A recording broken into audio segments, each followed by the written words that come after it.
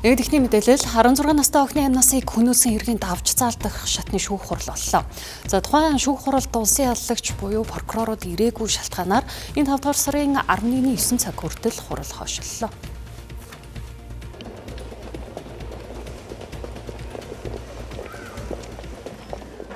Прокурор Баясгалан Өмнөгов аймагт авсан шүүх хуралтай гэсэн үндслээр хойшлуулах хүсэлт ирүүлсэн бол прокурор Төмөн Үлзий шүүх хуралд хүндэтгэн үзэх шалтгаангүйгээр ирээг байна. Хогшчин өмгөөлөгчдийн зүгээс нэг прокурорын шалтгааныг ойлгож байгаа ч ирээгүй прокурорт хариуцлага тооцох, хурлыг үргэлжлүүлэх хүсэлт гаргасан ч шүүх бүрэлдэхүүн хуралдааныг хойшлуулах шийдвэр гаргалаа. За өнөөдрийн шүүх хуралдаанд прокурор ирээгүй явдлыг бол би бол хувьдаа шүүмжлэлтэй хандж байгаа. Шүүх хуралдаан ч үгээ хэллээ. Яагаад вэ?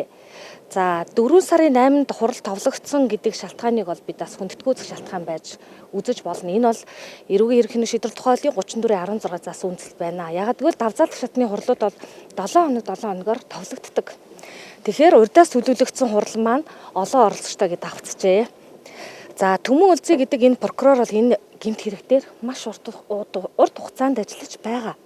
Улс орон даяар битгий хэл дэлхий хүртэл мэдхүүцээр энэ хоёр хүн амны хохирсон энэ хэрэг дээр өнөөдөр ямар нэгэн алга дарамт цаас ирүүлэхгүй байх гэдэг бол төрийн нэрийн өмнөөс улсын яллагч хийж байгаа прокурорын хувьд бол асар хариуцлагагүй үйлдэл.